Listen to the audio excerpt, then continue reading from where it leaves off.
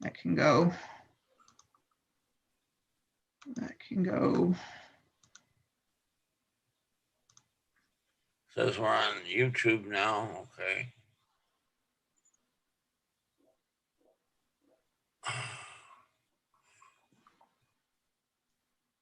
Close that. Yeah, it's looking better. So far, you haven't froze again. So maybe it'll be okay now. Okay, so it says that we're live on YouTube now.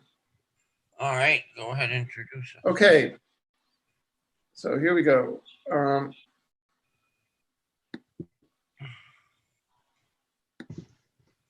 Welcome, everyone. I'm Alfred Lamont Weber, and it's a great privilege to be here reconstructing history with Michelle Gibson and Gary Pierre Carlson. Welcome, Michelle and Gary.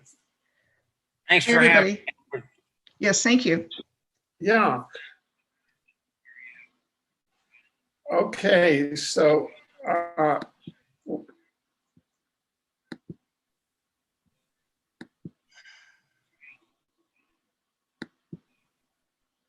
now,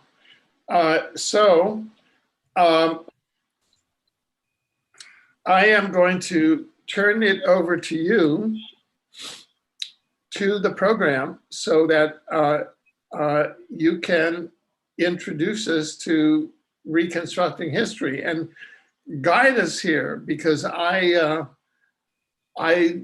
look forward to being guided through your tour of reconstructing history.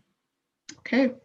Well, I look forward to that. I have some of my blog posts pulled up that I want to highlight with this. So I'm going to have you share your screen in just a moment, but let me give a little bit of background information about myself. I started blogging in 2018, and my blog is on my website, which is piercingtheveilofillusion.com. And that was after I had made my first video on physical evidence for a planetary grid system and a suppressed global civilization. And when I go through my blog post, I'll be able to give more explanation about that. But I've been interested in different things my whole life. I've never really been a crowd follower, and very curious nature. I'm glad I didn't major in college because I was interested in history, and I'm glad I didn't go that route, because I wouldn't have been open, I think, to receiving the information I have. And it's really important to understand the nature of what's taking place now. And in my research of alignments of cities and places in alignments, I've actually been able to pull forth the original ancient civilization, as well as how it's been taken down and how we've been educated in a new false historical narrative. You know, like cradle to grave, we've received false information our whole lives, especially about our history and who we are. And it became crystal clear when I was tracking alignments, because I kept encountering this information. And it seems like I've encountered everything I needed to know throughout living my life to be able to put the puzzle together. Things that I would read, places that I lived, things that I learned, people that I met. And it's all brought me to a place of a very high level of awareness about what's going on right now. And Gary's work on I Check Your Soul and the ability to read souls has some really good corroborating information that I think we've had a hostile takeover of the Earth's grid system and humanity by non-human souls in human bodies. And I'll go through what I've uncovered, my evidence that supports that whole idea, that we've had a very hostile takeover here, that I foresee ending, but that's how we got to this point. Okay. Gary, do you want to add anything to that, or?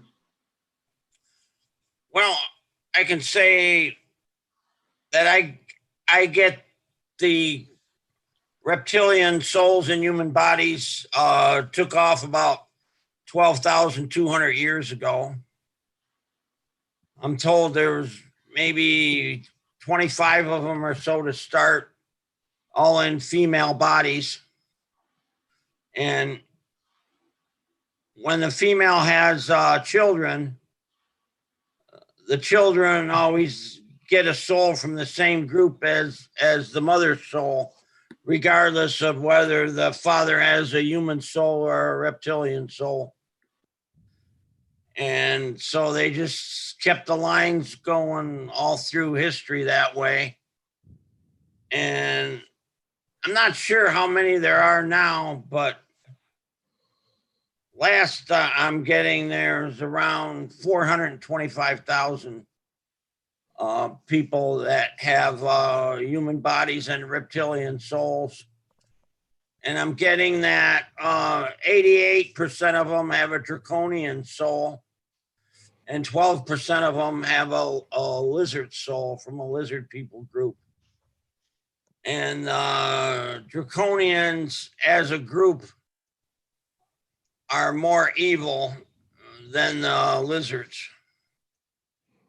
And I think both of them having a soul that doesn't have empathy for others means that when they have sex with a child before puberty, they get this great energy rush that's I guess very pleasurable to them, and that's what's causing this child trafficking. And as a group, they have 80% of the money on Earth, even though we got them outnumbered like 6,000 to 1 or something like that. And so they have a lot of money to pay for all this child trafficking and all that. And it's all about satisfying their desires. And I'll stop there for now and maybe add more later. So I just want to get one of your numbers straight. You said that there were 425,000.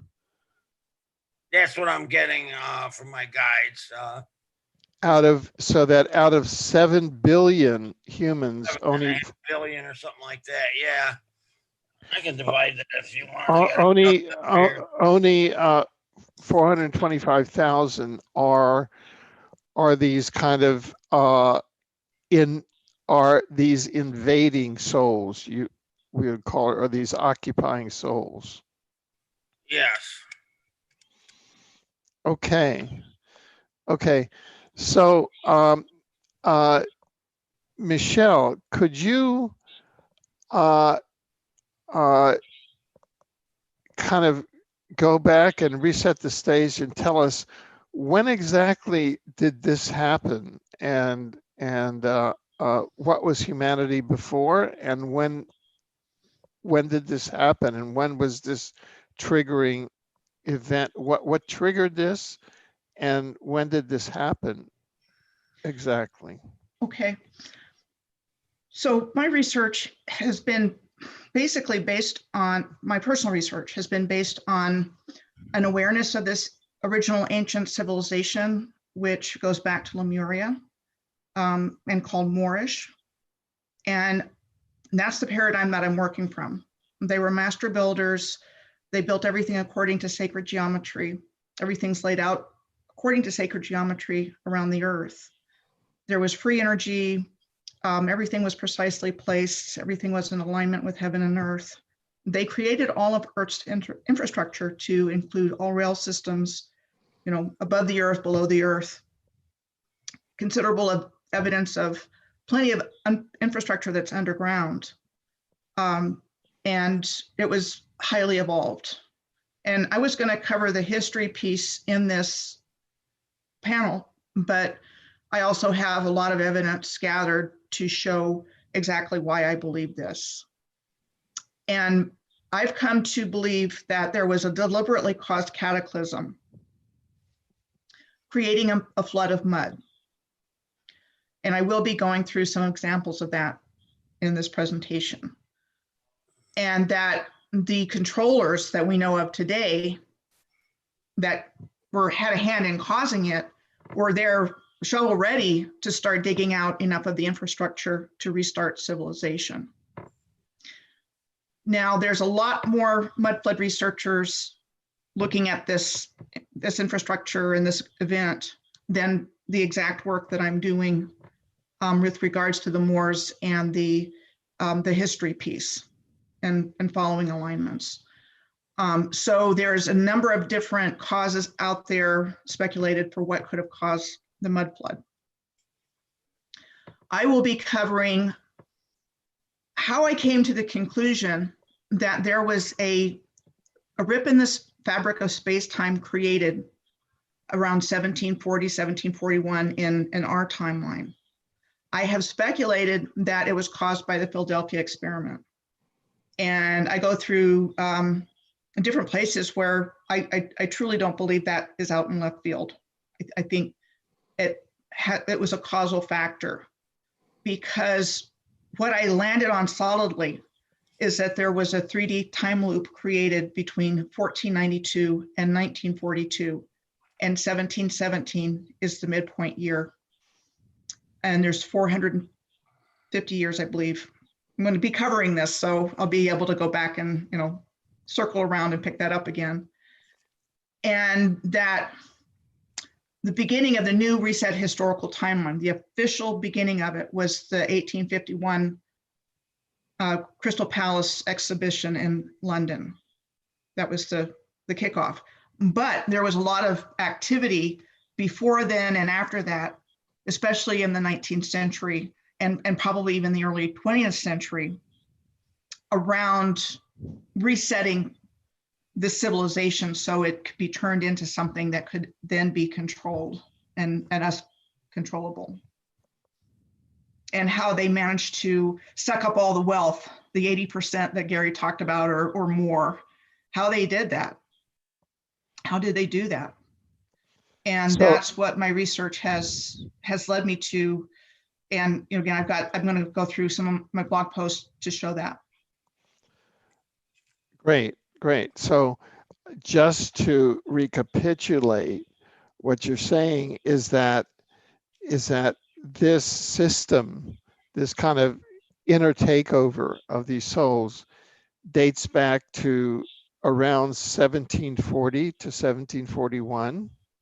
Is that correct? I believe that was the year that a tear in the fabric of space-time occurred, and that was how they were able to start incarnating. I don't think they could. I see. I don't think they could come in physically before then. I see. And what is this 1492 to 1942 paradigm? What's that?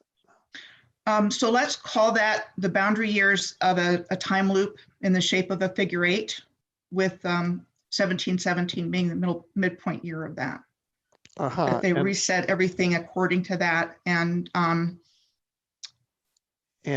what does that mean? What occurs in that time loop? So 1492 was the year of the fall of Granada in Spain, which is the only place that's acknowledged to have a high Moorish civilization. And 1942 was the third year of World War II, and there was a lot going on in 1942. Besides the Philadelphia experiment. And now when I first started doing the research for that, 1942 was the year that was given for it. Now 1943 pops up a lot. You're saying that 1942 was the year of the Philadelphia experiment. Right, but it was also the middle of World War II, which ended in 1945. It was also my birth year. And your birth year.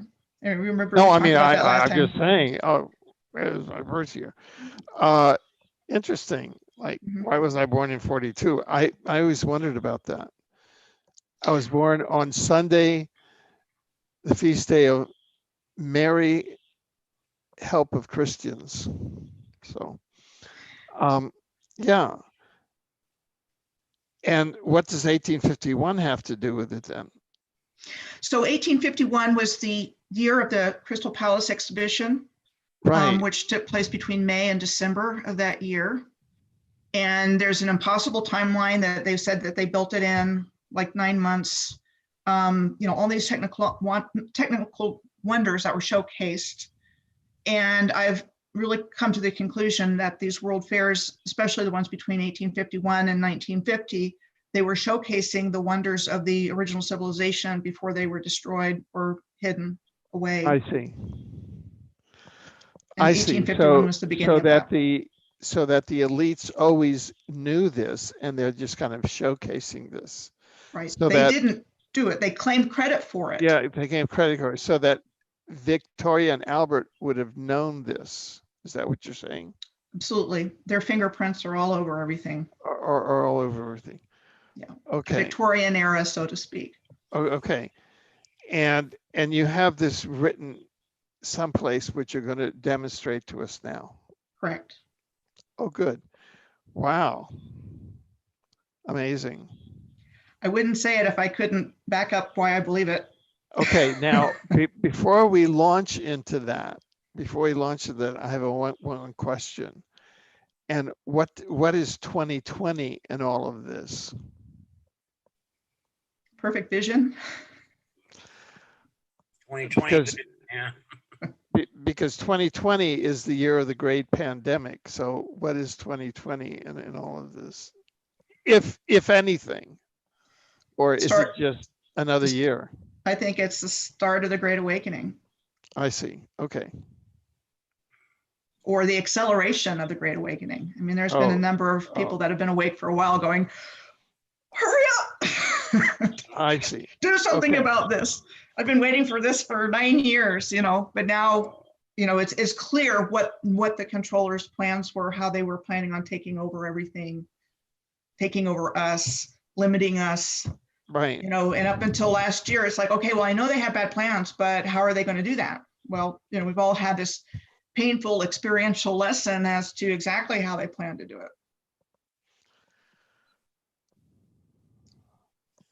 Okay, I got a Very. couple things to add then. Sure. I've been asking questions about this mud flood, and I'm getting that it was caused by an earthquake weapon. You just have like a 6 or 7 magnitude earthquake, but you make it last an incredibly long time, like for 10 or 15 minutes straight or something like that. And it churns the earth and the aquifer below it into mud, and then it bubbles up. And they do it in, they pick their places like certain cities and stuff. It wasn't like a worldwide thing. It was in isolated places where they wanted it. And then ask a few questions about the technology.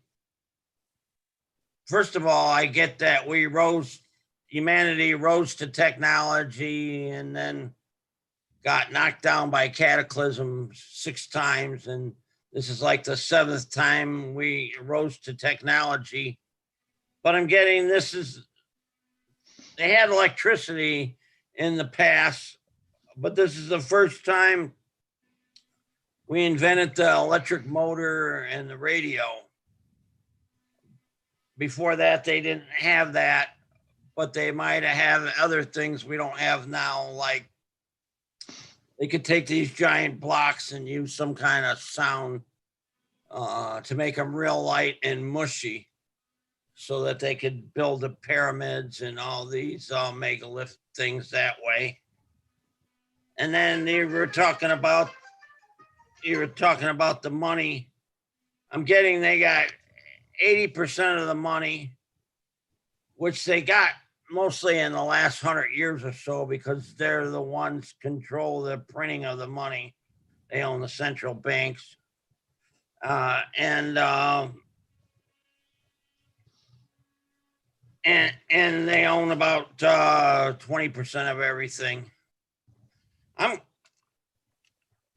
getting that in the ancient past, they were the kings and queens, and they might have had some project going like what Michelle talks about back thousands of years ago.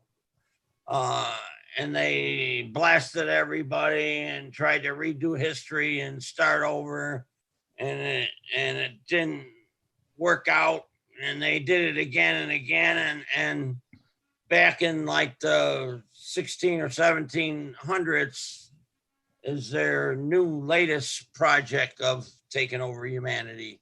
I think that it's been done and redone over again is what I'm getting.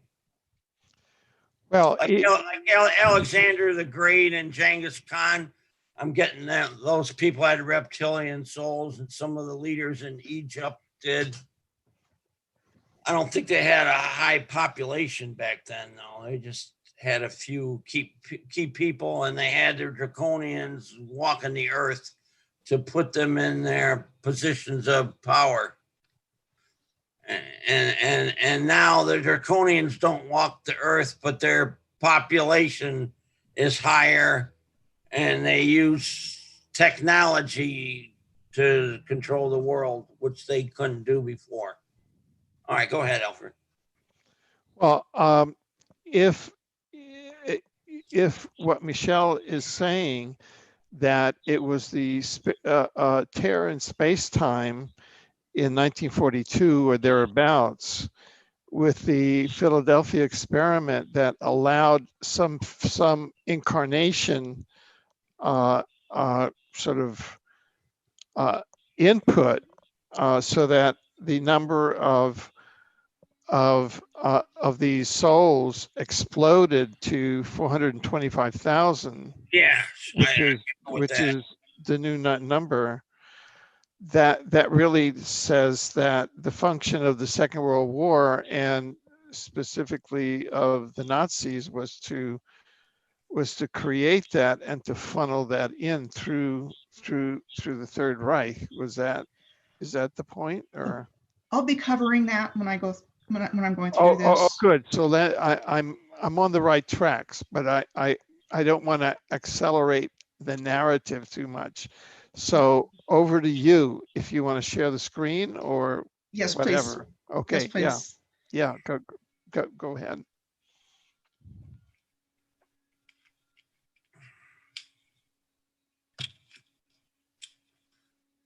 Okay. Now, do you have to get? Do you have? Or have you made me the host? Oh no, you can just share. So you automatically have permission to share. Okay, great. That's awesome. Okay. All right. So this is a blog post that I did on repopulating the New World. And I focused on charitable aid organizations, orphans, immigration, and so forth. And I'm going to be going through my findings throughout this because it's a very long blog post, and the video itself is over an hour long, and it's actually exclusive content on my paid subscriber sites, but it's important information, and I want to bring it forward, my findings forward. Okay, so my research is based on finding this sacred geometric shape by connecting cities that lined up in lines in North America. I learned about sacred geometry around 2007 through Drunvalo Melchizedek's teachings. And then I followed other researchers over the years when I was just hungry for information about this civilization I couldn't find out anything about. And so I knew what I was looking at. And because I was interested in the alternative research of earth energy researchers and so forth, and I actually had a Moorish American man come into my life who befriended me in around 2012. So he brought in an awareness of the Moors as real people, real live today, and that civilization and their teachings. And there's just this high level of consciousness that just emanated from my friend and then from other Moors that I met. It's, you know, it's just amazing people. What kind of names do they have? Hmm? They have special names or different than our name? There's a lot of L's and B's and Okay. so forth. I mean, if you look at Freemasons and the Shriners, that's hijacking the Moorish legacy and so forth. And they're a big piece of what's been going on here. And I will be covering that in this, okay? So I knew enough about the ancients to know that everything was very precise, and I started to extend these lines coming off of North America. And then I wrote down the cities and places that were lining up in lines or circles. And that's what my research is based on, is tracking these alignments, looking at the places, seeing the similarities all over the earth. For something that seems to have been a positive path for humanity, I believe up until recently. I mean, we're living and working in all of their architecture. And again, I don't want to expand the scope of this too much because there's so much information, but I'm really sure that, you know, our courthouses, our schools, our museums, our theaters, especially the older ones that haven't been torn down, were built by this original civilization. So the summary of my findings when I was looking at this 19th century period, as far as what was going on for humanity, these are the things that I find out. And again, I want to stress, this is something anybody can go look up. This is what we're allowed to know. This is what we're taught in school. Starting in the 1830s, there was a population explosion of poor people and orphans. And prominent people in both Europe and America organized charitable aid movements with a stated mission of helping people find their way out of impoverishment, providing guidance, advice, and at the same time, providing the bare minimum of charitable aid. And the prevailing social attitudes of the mid-19th century blamed people for their poverty and applied the notions of worthy and unworthy poor to charitable aid. Okay, so there's this population explosion, lots and lots and lots and lots of kids. And these rich people that are organizing these aid societies are like top shelf in society. And so again, if we're looking at the concept that the elites, you know, came in and just established themselves at the highest levels of society with all of these humans that they've got, that they have to take care of. And it's a mess. The 19th century, if you really look into it, was a mess for humanity. Much more so than today. You know, as bad as things are now, it was worse during this time period. And at the same time that this was going on, again, we can kind of pinpoint around 1830, this started to come out. You start to see distilleries pop up everywhere. Hard alcohol became widely available and promoted for consumption to the general population. So you have Teacher's Scotch whiskey popping up in 1830, and then they have something called dram shops that started to be established there in like Glasgow, and people could just go in and, you know, taste the whiskey. And then amusement parks started to show up, like Electric Park in Kansas City, which this is a picture of, and the Heim brothers, brewers from Germany. Their father came over on 1854 and started setting up breweries in Missouri. And then they're given the credit for building the Electric Park, which was a beautiful place. Walt Disney was said to have based his creations on Electric Park. And they were setting up beer gardens and things like that, you know, just this, you know, incredible availability of alcohol. And then people warehouses were commonplace. Adult asylums, juvenile asylums, poorhouses, workhouses, almshouses, and so forth. I mean, they had to put people somewhere, I guess. And they ended up in places like this. And if you look at the literature of the day, like Charles Dickens, especially, but even Victor Hugo in Les Miserables, you know, the Miserables, you see, you know, children being used for labor, like at the very beginning of the book with Cosette, the little girl that was being treated very poorly. And there's other orphans that show up during that time. And then it's also during a time of upheaval in Paris that's actually quite significant. But again, there's too much to kind of try to cover all of that. So elite family names show up in connection with these charitable aid organizations like the Rockefellers. There was a connection with the first secretary of the Association for the Improvement of the Condition of the Poor. And his son was was in charge of, I think it was Remington Arms. He had a big connection with arms and ammunition from during that time, around the Civil War. The Astors, I believe it's Mary, I want to say it's Mary Astor. So this is Geraldine Rockefeller, and this is Mary Astor. Mary Astor was directly connected to Charles Loring Brace's Children's Aid Society and the Orphan Train Movement. Okay, she was giving them money to get these kids out of the cities. It started in 1854, and again, you're going to see a lot of dates pop up around that 1850 timeframe. There's quite a few before that, there's quite a few after that, but there's just a lot gelling in the 1850s. These kids are being sent out with strangers to live with strangers. There was no effective accountability for their well-being. Safeguards were in place for lip service, but the reality is that there was very little accountability for safe placement of the children during the orphan train movement. And if some child got lucky enough to end up in a good home, it was a matter of good luck, because these kids would be, let's see, so they're at the, say like the local community hall or music hall or whatever, and they were just paraded up in front of people to choose whatever kids they wanted. And sometimes there were orders placed for these children. So there's a lot of fishiness around this whole movement.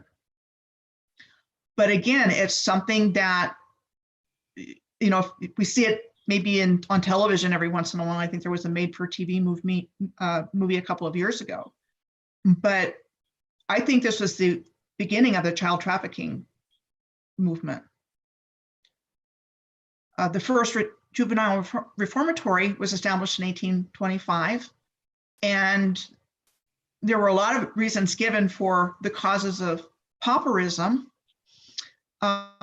including bad parenting and poor choices and gambling and all this stuff. Again, their alcoholism. The conditions have been created to, hurt people so that they couldn't be good parents if, in fact, there wasn't something else going on, and that's a whole nother story. And I'll get into one of those examples with infantoriums here in just a moment. So they're creating the conditions for parents to drink and not be able to work and all that kind of stuff, blaming them for it at the same time. And, these are the social conditions that are cropping up during that time frame. So these reformatories were with the idea of keeping youthful offenders out of prison and poverty. So this is supposed to help them, is the idea. Public and private orphanages started to become commonplace by 1850. And the American Civil War was said to have resulted in more orphanages with an estimated 400,000 children needing placement. So the numbers that have been put out there are pretty high. Starting in the 1840s, there was a massive wave of immigration of approximately 7.5 million people to America from Ireland, Germany, and China because of crop failures, economic hardship, revolutions, and wars to blame. And typically, the German immigrants had some financial means to travel and find decent occupations.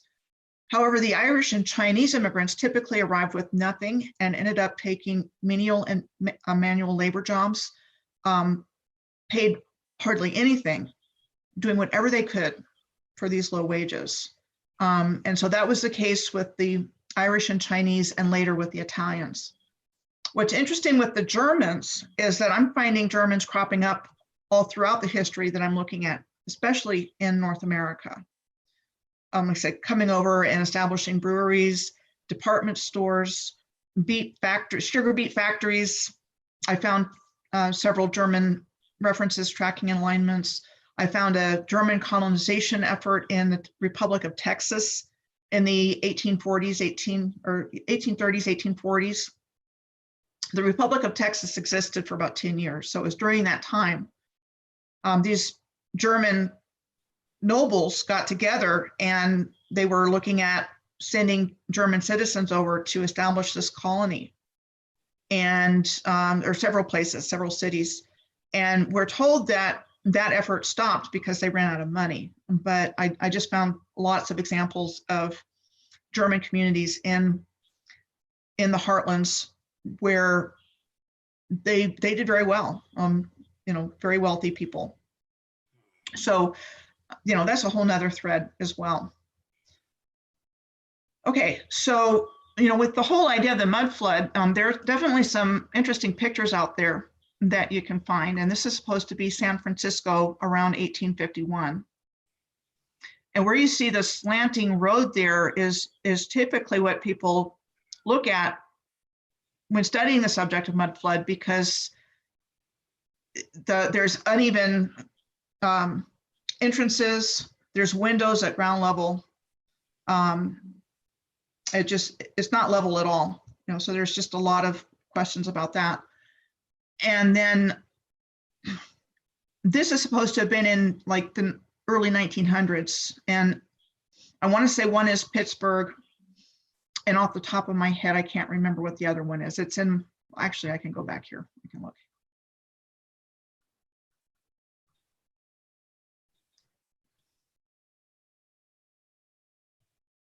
Whoa. So this is some of the architecture. It's accredited to Henry Hobson Richardson and called Richardsonian Romanesque. And he's got a couple of really, really ornate buildings attributed to him, but he had no formal architectural training and he died at a very young age. So there's this process of attributing all of the architecture to certain people. Okay, so this one would be Pittsburgh in the early 1900s, and this was Kansas City before the 1870s. So there's these pictures are out there if you Google mud flood, and then there's other ones as well. So I go back down here.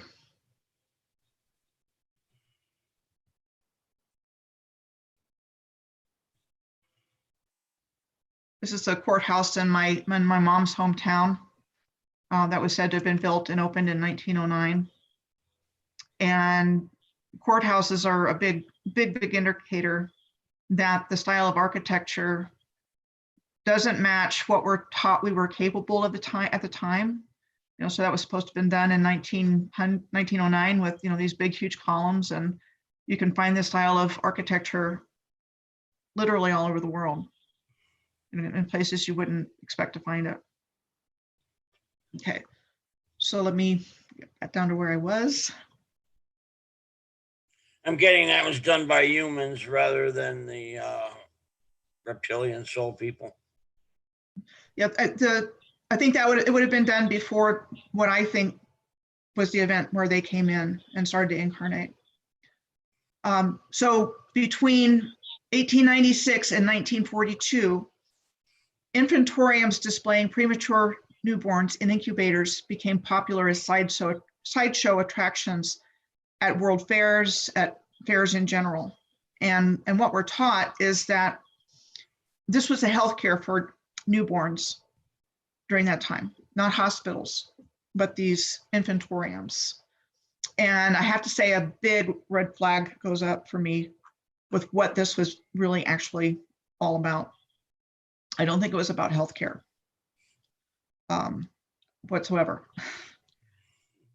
And so, I said before, maybe the orphan train movement was the origins of the child trafficking today. And then the same thing with some of the institutions.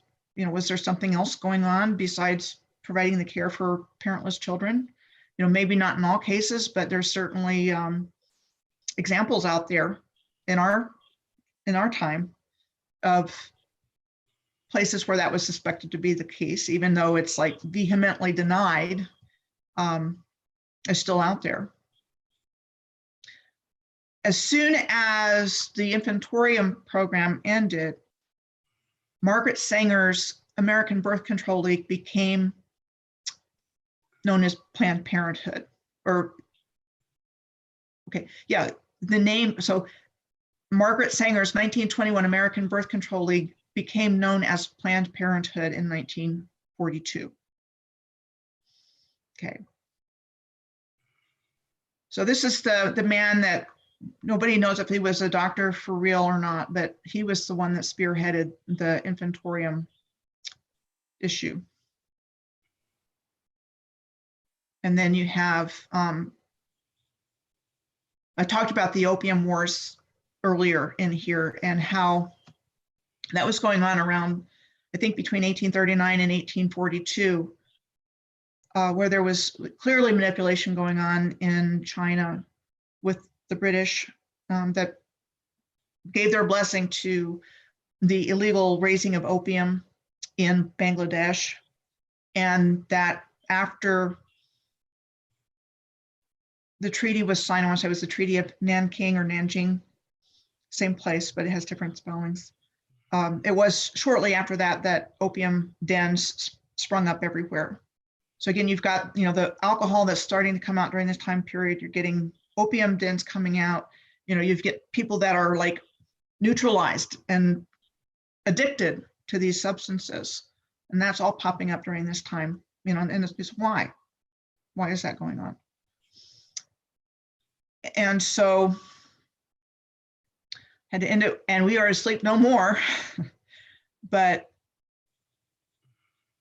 what I have come to believe is that there, like I said earlier, there's a relatively recent deliberately caused worldwide liquefaction event, and that the new historical reset history and narrative was superimposed over the original history and existing infrastructure by negative beings who wanted to benefit themselves and have ultimate power and control over humanity. And they've deliberately manipulated the events and conditions in our world for their benefit and our detriment. And I'm going to go into how they did that. Let's see if we get that up. Close up. So before I go on, any questions? Well, I'm just sorry. Well, I'm just looking forward to the continuing narrative, trying to put together and connect all of the dots that you've presented. You know, so you're in the process of demonstrating a process to us. So that's what we're following here, I would say.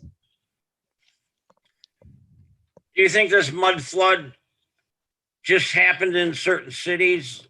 Like, is there any indication it happened in Africa or Australia or? I think it was worldwide. Okay, I'm getting it just happened in key cities where they wanted to have it. I think it was, I do think it was worldwide. I found evidence in India and other places, in Scotland. I'm just pulling places off the top of my head. How about Africa? Do you see any of it there? Off the top of my head, I can't pull out an example that I've studied, but Okay. but I have looked at Africa, and there's just a lot of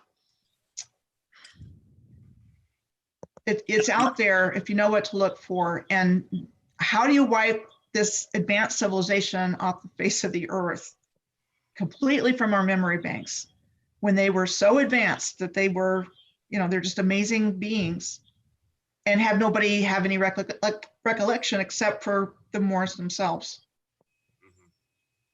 It's just like that we've had this 2x4 over our heads to make us forget, and all this psyop kind of stuff going on for a long time to confuse us and fragment us and get us at odds with each other, when in fact it's not for our benefit. Well, now when you say the Moors, who exactly are you referring to? The way that I like to frame it is that the Moors are the ancient advanced humans that built everything. Lemuria, Moor, M-U-U-R. I see. Yes, Moorish. And typically, Moors are, they wear the fezzes, and they have actually a highly, Are Tartarians in with the Moors or the same thing? yes, it's all part of the same civilization. One website I like is the Clock of Destiny. And there's some good information in here.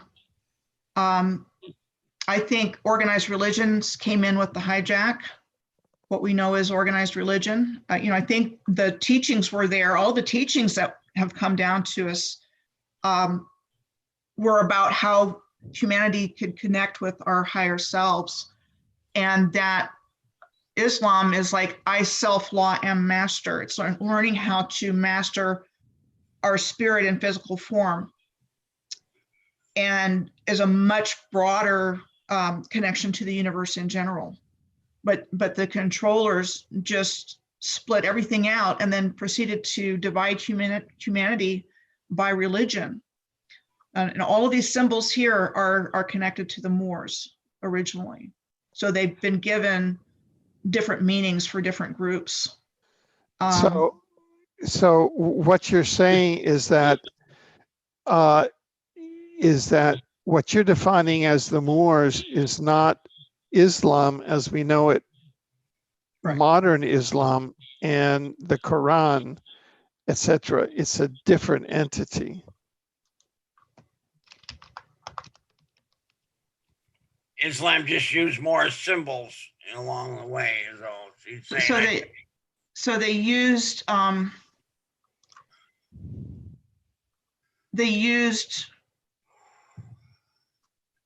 the Moorish symbolism against all of humanity, essentially, when they decided to take God out of ourselves firmly, from inside to outside, and needing an intermediary to explain everything when we're in fact a spiritual being having a physical experience. And it's not what we've been conditioned to believe. So the Islamic terrorist is not Moorish terrorist. It's No. a different. It's completely different.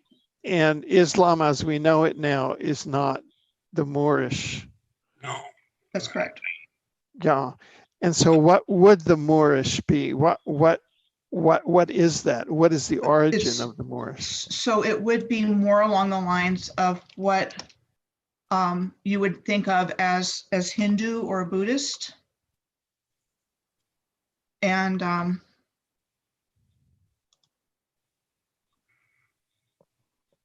Egyptian.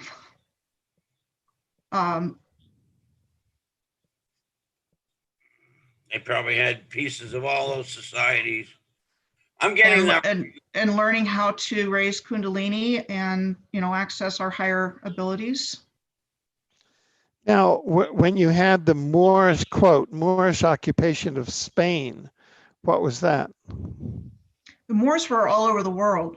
No. But by your view, what we know is the Moorish occupation of Spain, which at a certain point, the Moors were ejected from Spain. I think it was around 1492, wasn't it? Right. So how does that fit into this equation? So that's what we're taught. Okay. I've come to really think that a lot of our history is just backfilled based on real people, real events, but that's why I call this reconstructing history, that there's a lot that was penned later on to put these people into the narrative, historical people and historical events, and that the history that we know really started sometime around this, the 1740 time period, 1700s to whatever. And I'm going to cover some other things that tie into that with perception of space and time and that kind of thing. But I have encountered, when I was studying early explorers, like Prince Henry the Navigator, the Portuguese, I want to say it's Carvalho or something like that. Anyway, who discovered Brazil and so forth. And when I was starting to do the research, they'd say, well, there wasn't anything on this guy for like 300 years, but then this book was written by this German author, this biography, or this English author wrote about this. And again, it was in the same late 1800s time period. So there's this literature that's coming up in the 19th century about these early explorers. And I think they're setting the narrative that way. But now, to go back to the question of the Moors in Spain, who were the Moors in Spain? They were like who built the Alhambra, and what was they the did. Alhambra? They did. When you say they, The Moors they? built it. The Moors built the Alhambra. Yeah. But what do you mean by the Moors? See, I think it would be helpful to your presentation at the beginning to make a precise definition of terms, because it's difficult for the audience to follow your narrative because the terms haven't been defined from the beginning, but we're auto discovering the terms right in the middle of the presentation. So it's these original Moors that were the builders of the Alhambra, and they were the good guys who were expelled by the bad guys who were the Spanish. Is that what you're saying? What ethnic group were they? Well, they were black, but it's so confusing because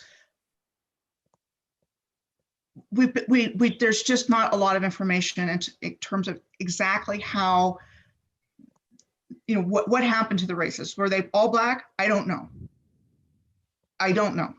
But the Moors themselves that I know of are black. And that I believe that history was turned upside down. Everything was turned upside down by these controllers. But the simplest way I can put it is more relates to Lemuria, and that there was a continuous civilization, ancient civilization on it until relatively recently.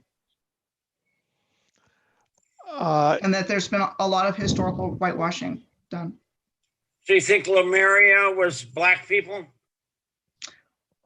I mean, I think history's been whitewashed. So you don't want to, you're not sure. Okay. Well, I'm just saying this. I mean, this whole subject is big. Yeah, there's a lot there. Yeah. There's a lot of pieces in it. And I'm only going through what I found in my research to support that whole idea. And I found a lot of information. Yeah, I seen some pictures of Moors, and there was some white and some black in some pictures. Yeah, that's what I'm saying. I'm not 100% sure how that was all broken down. I'm really not.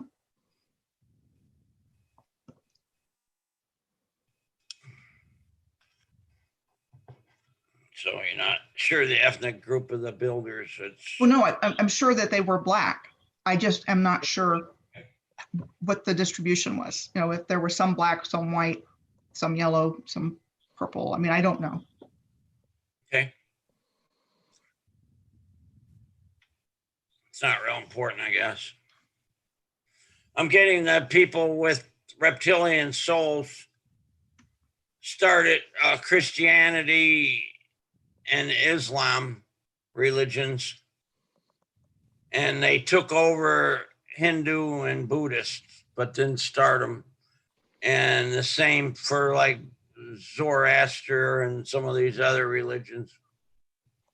Anything going with any power, they will try to jump in and take over it. There's an opposition group to what they're doing. They'll try and lead it. They're doing that today. All these religions today, the high people in them all have reptilian souls. what I get. So they're strongly using our religion to control us. I mean, the knowledge of who humans are has been removed, but the original humans that I'm talking about knew that there were, instructions that were given to humanity about how to reconnect with our higher spiritual selves and our higher abilities, and that all of humanity was learning that, not fighting, not at odds, and very advanced. And these negative beings wanted that for themselves. And so they figured out how to get in here and mess everything up. What is the origin of the negative beings? I think we're talking reptilians. I think we're talking fallen angels. I think the book Paradise Lost by John Milton was an early form of disclosure and predictive programming, because that was all about, the fallen angels getting kicked out of heaven and conspiring about how they were going to contaminate God's most favored creation, which was humanity. And so they came in, and the story is the temptation in the Garden of Eden, and Adam and Eve were kicked out of the garden, and it was their fault because they ate from the apple. I think the original books of the Bible are much more extensive than the ones that were removed at the Council of Nicaea that's come down to us. The books that talked about the same other teachings about our higher abilities were removed, and they're called the Gnostic Gospels, or the lost books of the Bible, or the Apocrypha. There's a lot of information that was taken out, and our attention is focused on certain things, but not our own abilities that we have. Again, and I would point towards the Buddhist or the Hindu tradition as the closest thing that we know of to what was going on.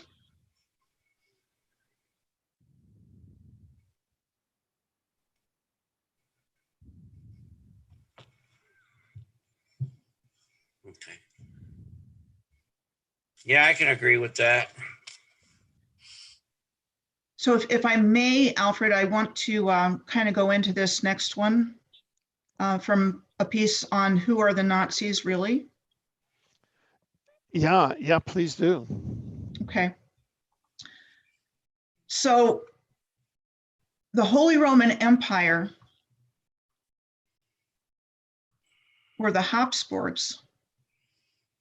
The imperial throne was occupied by the House of Habsburg, and it was considered one of the most distinguished and influential royal houses of Europe, in addition to Portugal and Spain, and produced the kings of Bohemia, Hungary, Croatia, Galicia, and the emperors of Hungary, Austria-Hungary, and Mexico, and principalities in the Netherlands and Italy.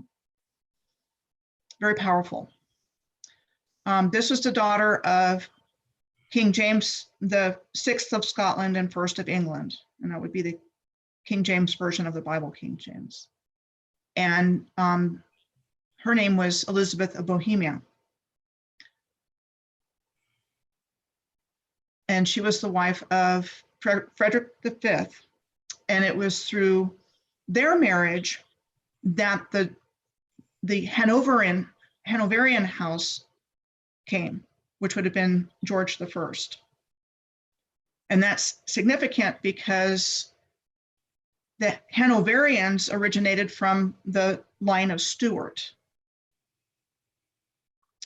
through their daughter, Princess Sophia. So actually, their daughter was named the heir presumptive to the thrones of England and Ireland by the 1701 Act of Settlement. Again, this is what's in the historical record. And we're told that it was to settle the succession of the crowns of England and Ireland on Protestants only. And Sophia was the next Protestant in line for the throne. But she died on June 8th of 1714, and Queen Anne, next in line, on August 1st of 1714. and Sophia's son became King George I on August 1st of 1714. So that line came through the Stuart line. But you have these two different portraits of King James out there, and this is typical. I mean, if you really start looking, this is why I say there was a whitewash, and that I think that this was related to the 12 tribes of Israel as well. So that kind of throws another layer in there. Jacobus, Jacob. And this was James Francis Edward Stuart, the son of King James II, who was deposed in the Glorious Revolution of 1688 by William and Mary. And he was supposed to be the heir to the throne, but he wasn't able to get in there. He left for Britain for exile in France in 1717. So that would have been in the midpoint year. And again, I can find different portraits, which there appears to have been a whitewash. Again, it's out there. And I kind of go through that whole idea about, so we've got Jacob up here, and then talking about that in the Bible and the 12 tribes of Israel coming through Jacob. And so I think there's a connection found in the Scottish House of Stuart that's missing from the collective awareness, because that information and all information about the tribes of Israel throughout the world was deliberately removed. And we hear about the lost tribes of Israel. That's all that we get about it. And at what point did the Hebrew Israelites become the Jews that we know today? And that's where the Ashkenazi come in. That's one group. The German Jews and France and Eastern Europe and their descendants, with Ashkenaz saying to refer to Germany in Hebrew. The Sephardic Jews are the Jews of Spain, Portugal, North Africa, and Middle East, and the Hebrew word Sepharad refers to Spain. And Mizrahi Jews, meaning east, and those Jews that went east. So there's a lot of things with the Ashkenazic Jews, I think, that tie into what we're experiencing now. It's not an area of expertise of mine per se, but I do know that there was this infiltration of these malevolent forces into certain groups, and I think this is one area that took place, and I'm going to cover that here in just a minute. One thing I can add real quick is the people with reptilian soul calls themselves of nobility. And when someone else tried to take power in any of these thrones, if they weren't one of them, they could say, you're not of nobility, you can't rule or be on the throne. I've read that in a few places, and that figures in with the people of nobility had their reptilian souls. I think that's true of the ones that hijacked everything. And I'm going to get into that here in just a minute. Great. Okay, so I was talking about how prominent the Habsburgs were. Well, the extension of their male line ended in 1740 with the death of Holy Roman Emperor Charles VI. And that's a portrait that I found of him. The War of Austrian Succession started in December of 1740 and lasted 8 years, in which we are told was the last great power conflict with the Bourbon Habsburg dynastic conflict at its heart, when Maria Theresa was acceded to the throne, and she lost it. It got taken from her, the last of the Habsburg rulers. And this marked the rise of Prussia as a major power, with Prussia gaining lands and Austria losing lands. Yeah, this is the start of how all of this came down. How did they take it all down? what and who else shows up in the 1740 time period. And I believe the Great Frost of Ireland was the rip in space time that allowed the controllers to start coming in. This is in the historical record. David Dixon talks about the event in his book, Arctic Ireland, The Extraordinary Story of the Great Frost and Forgotten Famine of 1740-1741, during which time the Irish population endured 21 months of bizarre weather without known precedent that defied conventional explanation. And the cause is not known. And so I've speculated that the Philadelphia experiment took the USS Eldridge back in time to that place in 1740, 1741, ripped the fabric of space-time, and that when the Eldridge came back, if you're familiar with the story, the men that had been on the Eldridge were like embedded in the ship itself. They were in terrible shape when they came back. The ones that weren't fused to the hull of the ship, they experienced all kinds of problems. So I don't think the ship just disappeared. I think it went somewhere, and I believe that because of how I synchronistically came into awareness of this information. And I think there's a connection to it. Okay. Shall I ask you questions here or later or what? Let me go through a couple more things, Okay, and then we can sure. we can pause. Sure. Okay. So that's where I'm going and saying I have speculated that it was a causal factor in the mud flood, but I'm really comfortable with it at least being the event that brought in the non-human souls. But something, I mean, if you look at pictures like that, where you have, this old architecture, and similar examples of which exist to this day, again, all over, but we've been told it was built at a different time in more modern history, so we don't think anything of it, but it's all old world architecture. And you see those train tracks in the, being dug out, pulled by mules, buggies pulled by mules doing that work. Okay, so what else happened? Around 1740, 1741, the Royal Order of Scotland was founded in 1741, which is an order within the structure of Freemasonry whose members are invited to join based on advanced Masonic criteria. And so when I found that information out, I couldn't help but notice that the star or whatever is in this logo design looks a lot like the Jesuit symbol.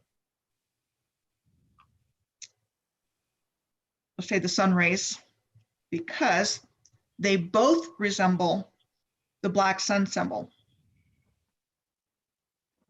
And that's one version. There's another version of it as well, where the lines are a lot more squiggly. And this symbol surfaces in Nazi Germany in Wewelsburg Castle, in the floor of Wewelsburg Castle that Himmler built. Okay. And I'll cover that here in just a second. So Mayor Amschel Rothschild shows up in 1744. And he established his banking business in Germany in the 1760s. And that was the start of the international banking and very wealthy Ashkenazi Jewish family.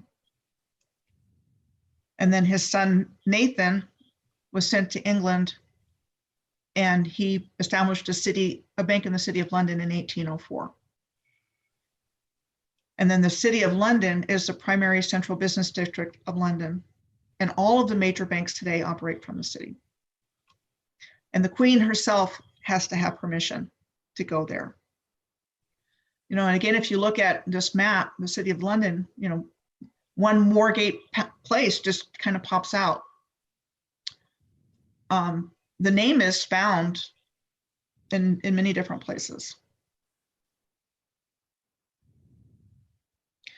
And then in 1748, Adam Weishaupt was born, and he was the founder of the Bavarian Order of the Illuminati. And he went to Jesuit school at the age of 7 and was initiated into Freemasonry in 1777. Okay, so I have heard people say that he was actually George Washington, but I'm not going to go there in my, I don't know, but that's another thing that's just out there. Okay, so this is the Hofburg Palace in Vienna. And I mean, it's just massive, ornate architecture. It's beautiful. And that's where the imperial treasury is of the House of Habsburg. And their crowns and scepters and, you know, the jewels and the beauty of these, the orb. I mean, I think these are more significant than just symbolic pieces. I think they actually had a function on the Earth grid, but I don't know a whole lot about that. But I've seen a video that talked about that. And what's really interesting about the imperial treasury is that when Hitler, the first thing that Hitler did when he got to Vienna in 1939 was get these artifacts out of the treasury and take them to Germany, to Nuremberg. First thing he did. And I covered that here later on. Well, it was also the spear of the spear of Longinus was one of the first things he saw, according to one book that I read. That's correct. And I actually do have that in here somewhere. Here it is. Yeah. And I'll talk about that here in just a second. So these are some of the things that I found with the same type of design of 8-pointed stars that you see here on the coronation robe of the Holy Roman Emperors, the House of Habsburg. You see this, you know, one square and then the other square forming an 8-pointed star. And I've seen that in ceiling designs of abandoned theaters. This was an old Lowe's theater before it got torn down after having been abandoned. And you see an 8-pointed star here.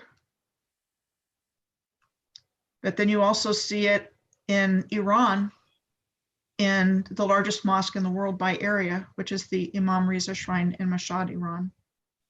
You see, same symbol.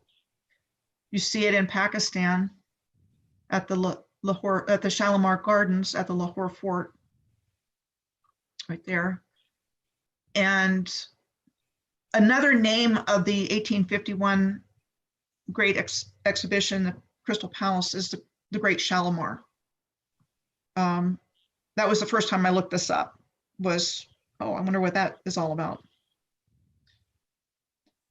The Holy Lance, or Lance of Longinus, or Spear of Destiny, is there. And the belief was that whoever possessed it would be invincible and capable of ruling the world.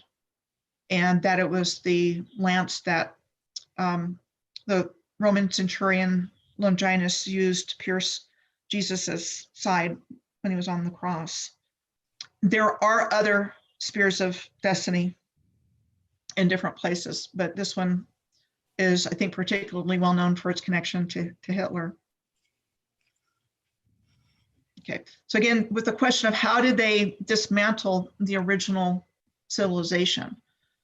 And in 1814, the Oldenburg monarchy of the Union of the Kingdom of Denmark and Norway came to an end because of the Napoleonic Wars. It was neutral during the wars, but they were instigated into choosing the side of Napoleon because the British, you know, with the stated reason that Napoleon was afraid that they were afraid that Napoleon would attempt to conquer the Danish-Norwegian fleet. They used that as a pretext to attack Copenhagen in what became known as the Siege of Copenhagen in 1807. And the British seized the Danish-Norwegian fleet in September of 1807. And it's called the fleet robbery that drew Denmark-Norway into the war on the side of Napoleon. Then in 1814, the Treaty of Kiel between the United Kingdom and Sweden on the anti-French side and Norway and Denmark on the French side dissolved the Oldenburg monarchy by transferring Norway to the King of Sweden. And then the King of Denmark retained the Faroe Islands, Greenland, and Iceland. Now, this is an example of how they started taking over countries that had stable hereditary ruling systems, whether it was monarchies or empires, imperial. Who is they? They, when you say they, could you identify the they? So the beings behind this takeover. Yeah, but I mean, who is taking over who? They were, okay. So, for example, I think the Napoleonic Wars were used by the Rothschilds and the families at the time that were behind the scenes, doing things to instigate conflicts to facilitate this process of taking over these well-established countries. They were using war to facilitate that process. And again, there's a lot of stuff I don't know, but this is what's in the historical record. And there's just a lot of really suspect stuff, and I'll cover that when I get to Bismarck, because that's a really good example, Otto von Bismarck. Okay. Okay. And again, this is not something that I know a whole lot about. It's something that I've read, that Mayor Rothschild or the Rothschild family caused a panic in Britain about Napoleon and the Battle of Waterloo, saying, hey, Napoleon's going to win, or something like that. And he was able to go in and clean up financially because of that. Again, I can't quote a source for that, but I do remember hearing something along those lines. I know a little bit about that. It was undecided who was going to win the war. And Rothschilds got information delivered by carrier pigeon way ahead of everybody else. So he was in the place where they sell the stocks and bonds and all that.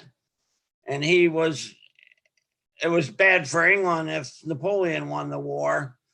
And so at first he acted like he won the war and started selling his stuff and tried to make it look like it was a secret or something like that. And then he sold his stuff real fast.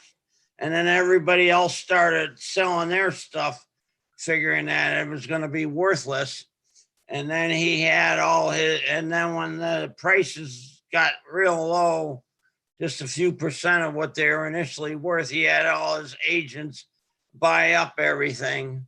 And he increased his wealth like 5,000 times in one day there. And he was like the wealthiest man in England after that, or his family was. That's pretty much what I've heard, that was the case. Okay, so thank you. Okay. So at the conclusion of the Napoleonic Wars in 1815, most of what was the Holy Roman Empire was included in the German Confederation as a result of the Congress of Vienna, which was said to be one of the most important international conferences in European history.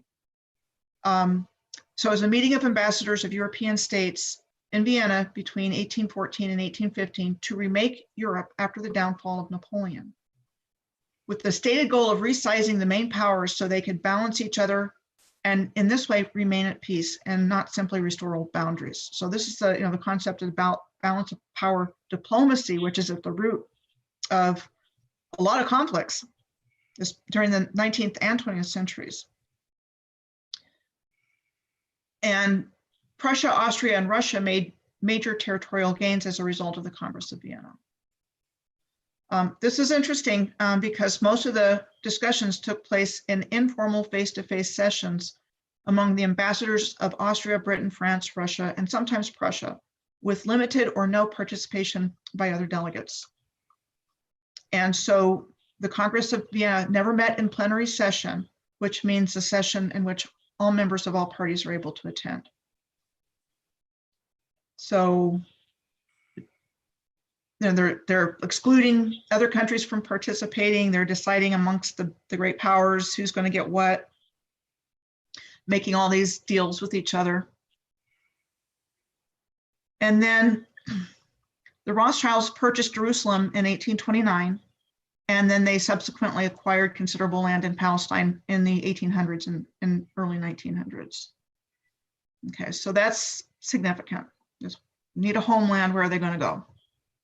Homeland called Israel. Queen Victoria's reign began on June 20th of 1837 and lasted for almost 64 years. And she died January 22nd of 1901. And her reign was described as a period of cultural, industrial, political, scientific, and military change within the United Kingdom, marked by a great expansion of the British Empire. And, I talked about the Crystal Palace exhibition. All indicators are pointing there. And this is kind of what I want to bring up with this, the whole idea of non-human souls and probably even reptilian souls, is that Queen Victoria is the originator of the hemophilia gene in her descendants in the royal families of Europe.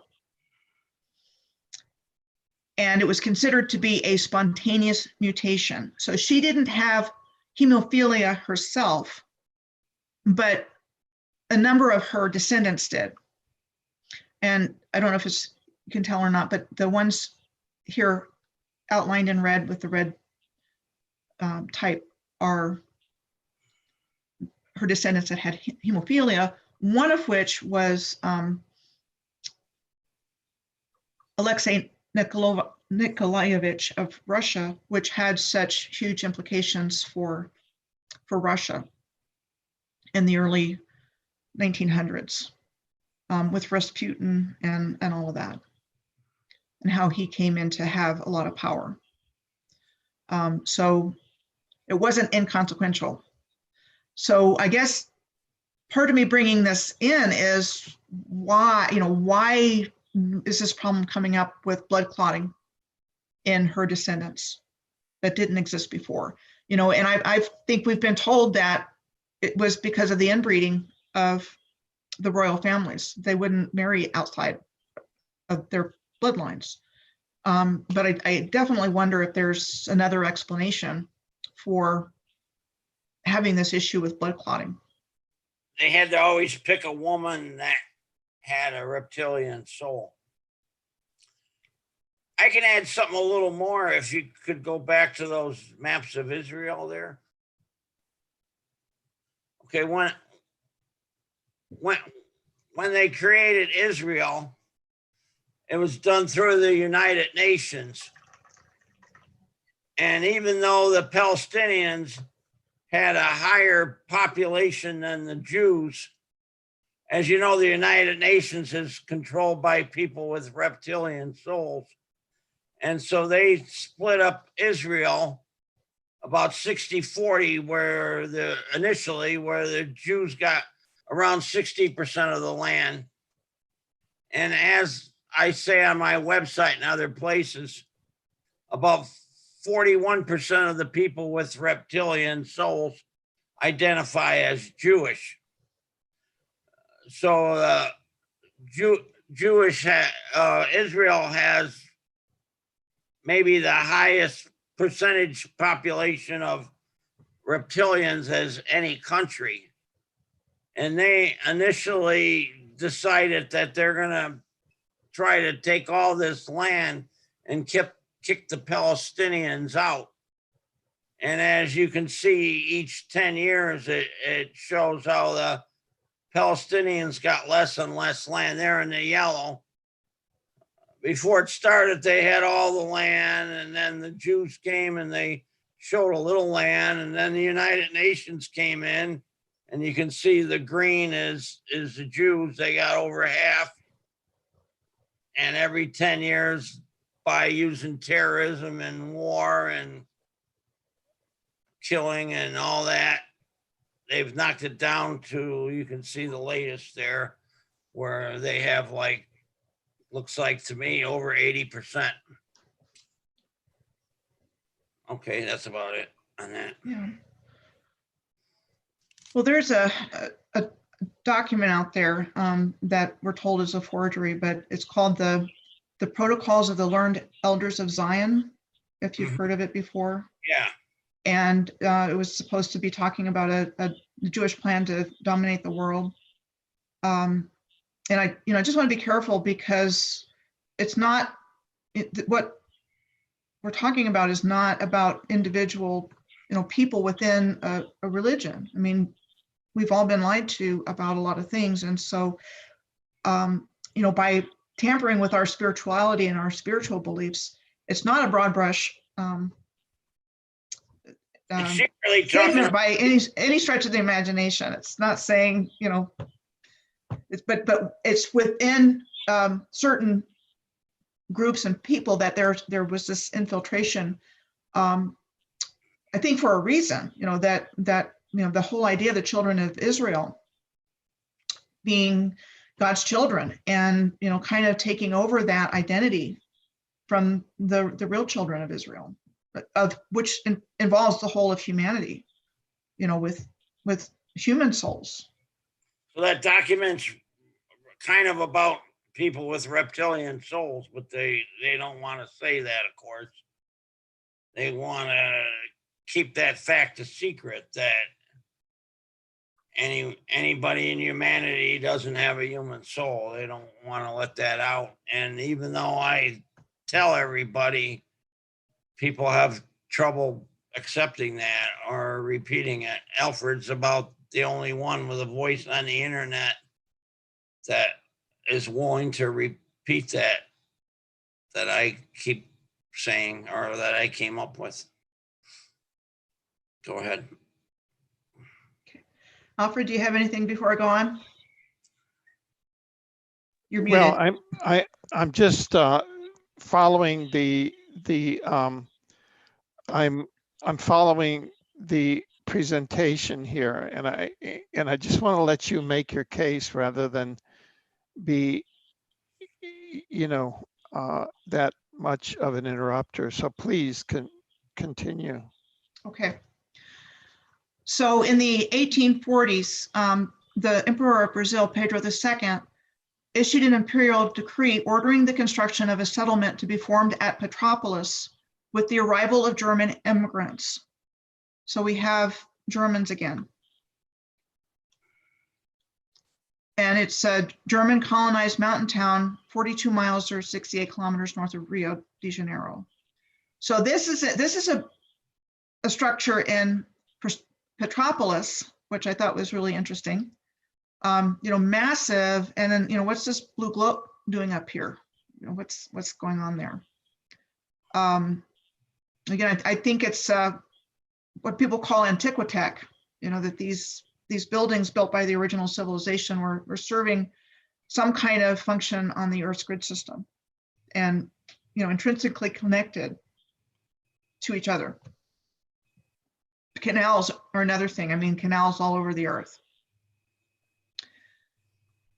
And the first cinema was said to have opened in Petropolis in 1897. And the first films that were produced ever were the Lumiere brothers. And so it was considered the breakthrough of projected cinematography. And this is the beginning of the use of films as a media to mold our perception. And I'll give some more examples here in just a minute. So the premiere is in a German colony of Brazil. Okay, lots going on with the 1848 revolutions to start to take down the original rulers, monarchs throughout Europe. And a lot of the immigration to North America came from this time period. I'm just going to go through here, fast forward here a little bit.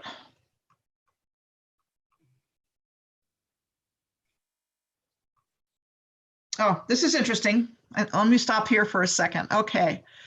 So at this assembly called the Frankfurt National Assembly in May 18th of 1848, where they're trying to get this German nation put together, there was a declaration that was promulgated by the assembly called Basic Rights for the German People. And a constitution was passed with Germany to be a constitutional monarchy and the office of head of state occupied hereditarily by whoever the king of Prussia was. And it fell flat. It was dissolved. And by 1851, the basic rights had been abolished nearly everywhere. But what's really, really interesting about this, and I hope you can see it, is that these three women are standing on a reptile. Mm-hmm. And there's a broken chain visible. And you see the same thing with the House of Windsor. You don't have a reptile in it, but you have a broken chain around the hoof of the unicorn. So they're showing that they took the reptilians out of power, and then the reptilians got the whole thing dissolved and got their power back. But I think that's significant right there.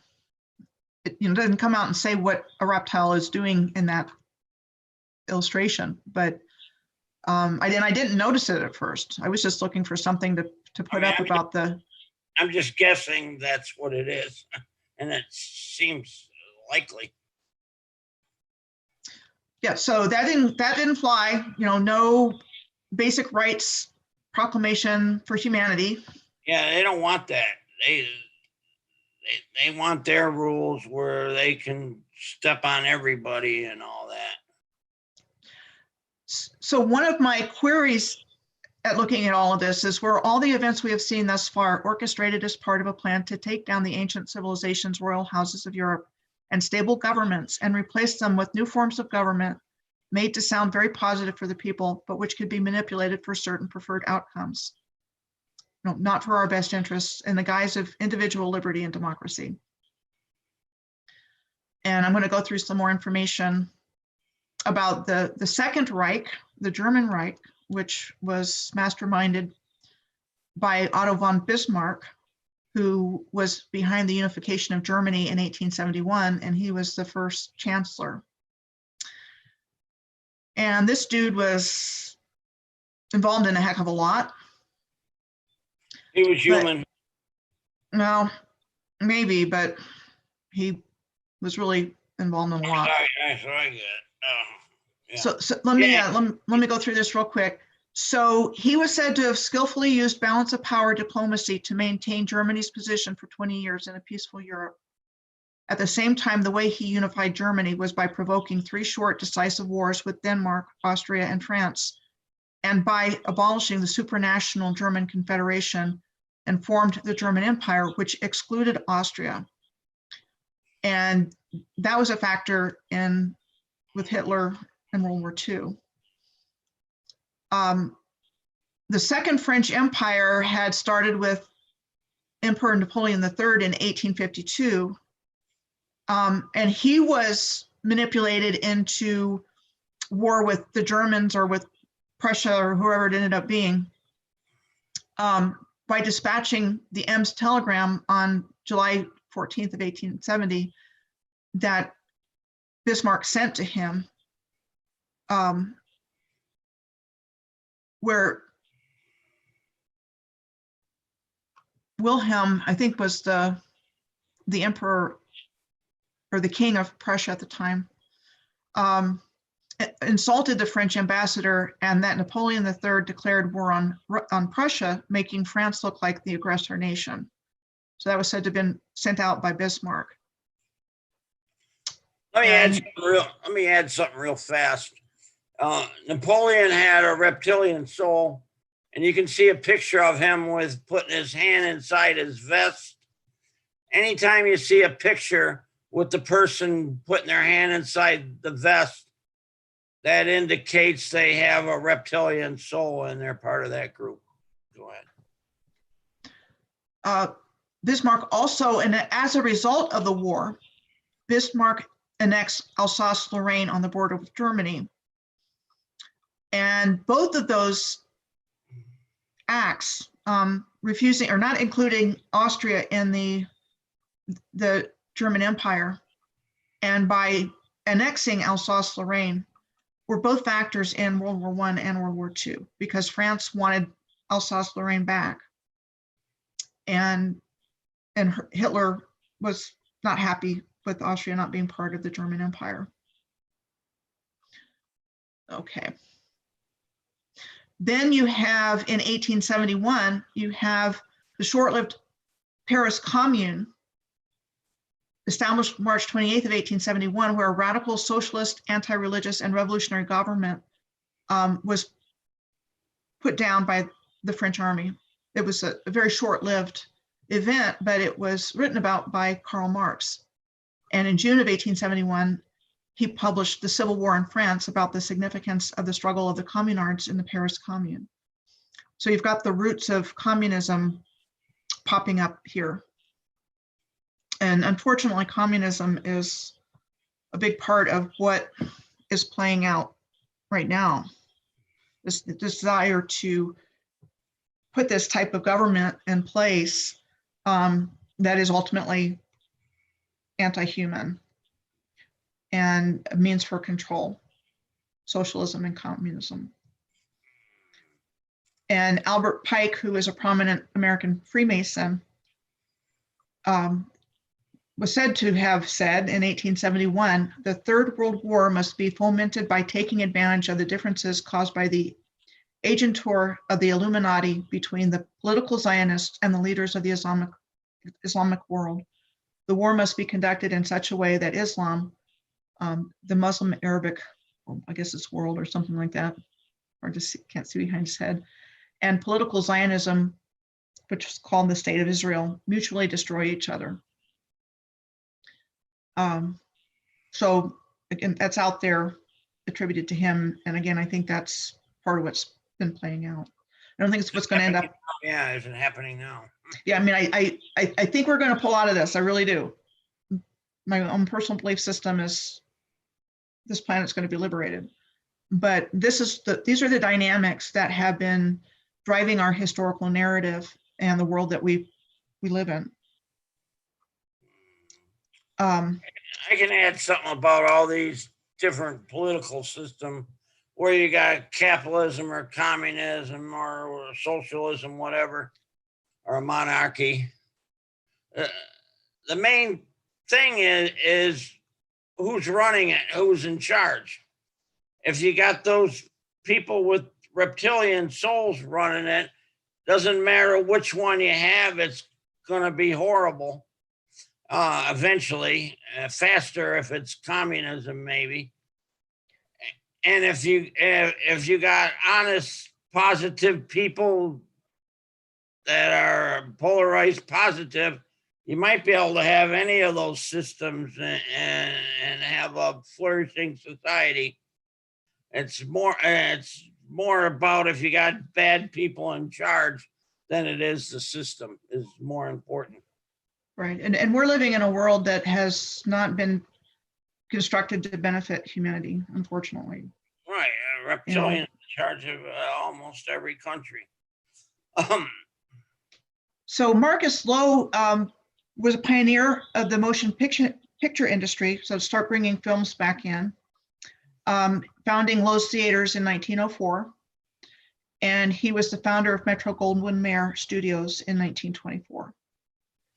And so we're taught he didn't have anything when he was growing up. He had a little formal education, but that he was able to save enough money to buy into the penny arcade business. And this was his first investment. And that's significant because that led to these interactive games, coin-operated entertainment business with well-developed manufacturing and distribution channels around the world, and computer technology that had become cheap enough to incorporate into the mass market entertainment products. So there's a direct connection between these penny arcades and the development of interactive games.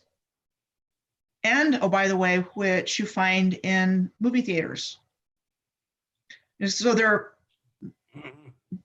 developing the technology that will make them even richer, you know, and get people into this distracted mode of, you know, going to the theater or playing these games and just, you know, putting, you know, quarter after quarter into these machines. I mean, they're sucking the wealth up. There's so many different ways that they did that. Pinball, yeah. And then you have the Nickelodeons, you have Paramount Pictures coming about with founded by Adolf Zukor. And then you have writers, you know, like Jack London, considered to be one of the first successful American writers. He was an advocate of socialism, and he published a book called The Iron Heel in 1908, which refers to the rise of an oligarchic tyranny in the United States. The Iron Heel. What's happy about that? He's a reptilian. That's the way he wants it. The storyline emphasized future changes in society and politics and not technological changes. It's called a dystopian novel, meaning characterized by mass poverty, public mistrust and suspicion, a police state or oppression. And he was said to have Marxist beliefs, espousing a progression from feudalism through capitalism, then socialism, and then ending in a period without a state known as communism. I mean, these are the books that we have to read in school. I don't ever remember that one, but I sure as heck remember The Call of the Wild. Yeah. And then they make it into movies over and over and over again. Because the reptilians in control. But the storyline is that it was about a dog that was stolen from his happy home, sold into service as a sled dog in Alaska, terribly abused by the humans he came into contact with, and he became feral and answered the call of the wild. And then we had that kind of storyline that's basically shoved down our throats with books like that, with Lord of the Flies, you know, with these, you know, these storylines are highly questionable, you know, being imprinted on young minds and then reinforced by movies. And then they go the other way where they constantly have the broke orphan that had a horrible life as a kid. And by the time he's in his early 20s, he's like a huge business tycoon. Mm-hmm. And that's a phony story every time. And it's always a person with a reptilian soul. They're trying to tell everybody, anybody can be president, anybody can own all this, anybody can have it. But the truth is, you can unless you got a reptilian soul. You don't have much of a shot because they're the ones controlling it all. That story applies to the founder of Molson Right. in Canada. It applies to Jack Daniels. It applies to the founder of Seagram's. Yeah, there's a lot of Same it. story. Same And story. again, but you know, phony every pushing, time. and those examples pushing alcohol. Yeah, it's a phony bullshit story every time. And then No, the reptilian, that's the business tycoon. And then Bismarck was the organizer of the Berlin Conference in 1884, November of 1884, which lasted a couple of months, during which time the entire continent of Africa was carved up between the European powers. So, I mean, there's a lot of, you know, this is a big deal kind of thing. And Germany didn't get very much according to the map. well, they, okay, so it's like here, terrible things happened here. And I will talk about that here in just a minute because it's included in here. This is the German Empire in this part of the world, in the South Pacific, part of German New Guinea. And that lasted from 1884 to 1919. Now, I don't know about anybody else, but I'd never heard about the German New Guinea until I started doing this research work. No idea the Germans were in the South Pacific. They Okay. took everything away from them after World War One. They did, and that set the stage for World War II, because you have Franz Ferdinand assassinated, which started World War I, and he was the heir presumptive to the throne of Austria-Hungary, by a socialist student, Gavrilo Princip. This is all stuff I remember learning about. I was a history buff. I loved history, to study history. And then you get into the balance of power stuff. And so within a short period of time, war was declared between Austria-Hungary and Serbia and their respective allies, which led to World War I, which saw unprecedented levels of carnage and destruction. And also a lot of the original civilization was destroyed, as it was during World War II. Treaty of Versailles was signed June 28th of 1919. And then you have the war guilt clause, which required Germany and other Central Powers as well to accept responsibility for causing all the loss and damage during the war. Yeah, what a mistake. They'd be disarming before they did that. So that didn't sit well. And again, so like the Ottoman Empire was also on the losing side of the war, and it was partitioned in 1914. Gone. No more Ottoman Empire. And this, again, this is part and parcel of their modus operandi on how they deconstructed the original civilization. I'm going to kind of go over this. This is about the Romanovs and how all of that played out. And then the whole family was murdered by the Bolsheviks on July 16th of 1918. So get rid of the original family. We don't want them around, you know, and the beginnings of communism in Russia or Soviet Union. Okay.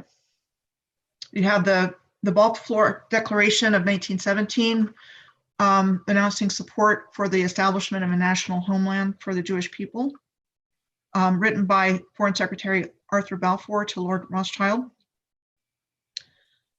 And then you have a really bizarre movement called Surrealism that started around 1917, and Salvador Dali was part of that. But this guy, Andre Breton, was a Marxist, and they were intent on rejecting logic, reason, and aestheticism, and express nonsense, irrationality, and anti-capitalism in the surrealistic works. Has to be reptilian to do that. And so he wrote what is called the Surrealism Manifesto starting in 1924, seeking to overthrow the oppressive rules of modern society by demolishing the backbone of rational thought, by tapping into this, what they call the superior reality of the subconscious mind. I'm trying to do it again with defunding the police. Well, that's what I'm saying. I'm asking, you know, everybody listening to this call, is what we're experiencing surreal or not? It's surreal. You know, so these are movements that have been seeded into our consciousness, if you will, by, you know, continuing to reduce our capacity for critical thinking and to condition us to accept what we're told. Antifa. And it's, you know, it's just, you know, the people that are awake are going WTF, and the rest are saying, you know, pointing a finger and saying this, and, you know, all the things that have happened in this last year, which under normal circumstances, you know, nobody would buy that the riots were peaceful protests. Yeah, or the fake virus that don't exist. It's surreal, you know, and we're kind of been living through that here lately. Okay, so the Weimar Republic was between the end of the German Empire and the beginning of Nazi Germany. Now, this again plays into what we're seeing right now. This is the beginning of that whole transgender thing, I think. It might have been going on somewhere else, but it was definitely going on here. So it was characterized by economic troubles, weak government, and decadent parties. So tea and tobacco dried up quickly, but almost all drugs, including cocaine and heroin, were legal to buy. And the city of Berlin was awash with drugs. Gender rules were smashed. Many Germans were financially ruined. Prostitution, all ages to make a living, men and women. Cabarets and dance halls were booming. Hard drugs frequently given to customers for free when they've went in there. And androgyny was all the rage in Berlin cabarets, with some of the most popular acts being male and female impersonators. Okay, so you get the free drinks in Las Vegas today. You get the drag stuff going on in Las Vegas now. The movie Victor Victoria had its origins in the Weimar Republic era, and then it was remade to Victor Victoria. And then you have a problem with transgenderism. I can explain that a little bit so people can understand it better. Before you're born, when you're on the soul plane, every soul has a preferred gender that it likes to be. And the soul gets to pick its preferred gender 93% of the time. But 7% of the time, you got to pick a life where you're the other gender. So when you incarnate, as usual, the mind starts at the moment you incarnate, and the mind starts out empty, where you're learning experiences as you go along. And in third density, the soul can only guide the mind. It can't feed that much information into the mind. But since the person is the wrong gender that they usually are, they're confused, and the mind's getting some signals from the soul. Hey, this ain't right. We're the wrong gender here. Something's wrong. And that's why people want to be gay or transgender or get a sex change operation of all that stuff, because they're in that 7% category. And these people running our society, the people with reptilian souls, they latch onto that hook, line, and sinker and try to promote that and push it as much as they can, because it means a screwed up person that ain't going to have a family, and they got less people to rule. And since that persons don't have a family and they're all confused, they'll be real easy to control that person as well. So they got all kinds of books and everything to promote that stuff and take advantage of those people that are in that 7% category. Go ahead. I mean, it definitely seems like there's an agenda around it. It's particularly noticeable these days. The swastika was derived from a positive symbol with the word swastika in Sanskrit, meaning conducive to well-being. And this picture was taken at a Diwali Festival of Lights. But it was the central element of the National Socialist Party flag in 1920 and became the symbol of brutality, fascism, and genocide. I'm going to kind of pass over this about the Aryans, but it's kind of interesting as to who they're actually talking about and why they're so obsessed with creating a master race. I think the original Aryans were the master race, and they were desperate. The Nazis and whoever were desperately trying to figure out how to recreate that. But unfortunately, I think they used trauma-based conditioning to create the psychic abilities instead of natural ones that lead to the same result. That might be a Jewish story to badmouth the Germans too. Some of that. I think. I mean, this giant humans. I mean, I think there's, Oh, I wasn't. they were capable of carving massive infrastructure right out of the rock, like it was no big deal. And I've got examples of that throughout my work. I meant It's pretty Hitler, amazing. the master race concerning Hitler. Yeah, I mean, there's Yeah. probably a lot in there. So like this is Petra in Jordan, and this is cut out of rock. It's Yeah, I've amazing. seen a lot of that. Like I was Yeah. reading about that. Seen a lot this of is pictures. this is a massive structure. It's hard to tell the size of this, but it's massive. Okay, so I'm going to pass through that. Arata is said to be the oldest civilization, going back 21,000 years, or dating to 22,000 BC, I'm sorry, that spread all over the world. And, again, I think those were the original humans. So this is on the Crimean Peninsula off of the Black Sea, and this is in India. And you can see two very similar architectural styles there. Okay. When people talk about Tartaria or Tartary, which was in northern and central Asia, the Barbary Coast or Barbaria was the name of a vast region stretching from the Nile River Delta across northern Africa to the Canary Islands. Gandhara was an ancient Buddhist kingdom in what is now Pakistan. Arabia, Arizona, you get the R sound in all of these places. Kumari, Kandam, Kandam.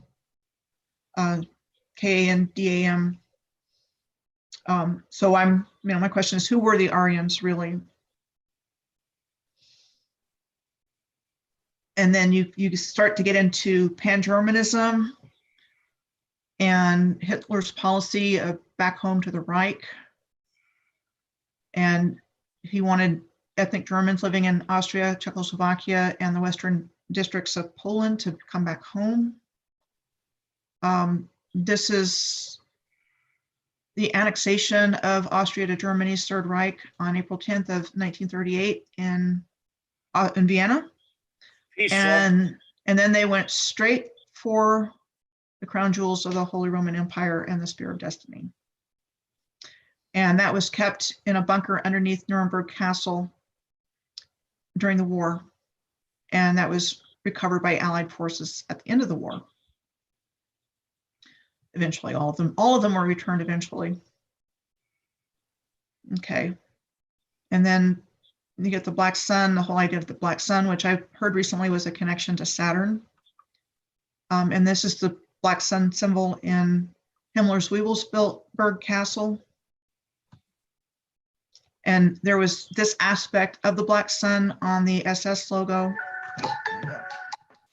Sorry. Okay, so this aspect of the Black Sun.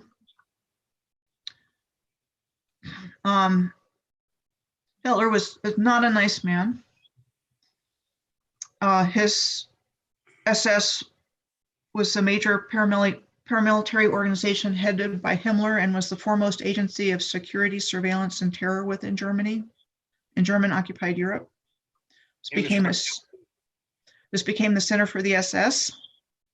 And they had these plans for genocide and ethnic cleansing on a vast scale, and colonization of Central and Eastern Europe by Germany, which directly and indirectly led to the deaths of millions by shooting, starvation, disease, and extermination through labor and genocide.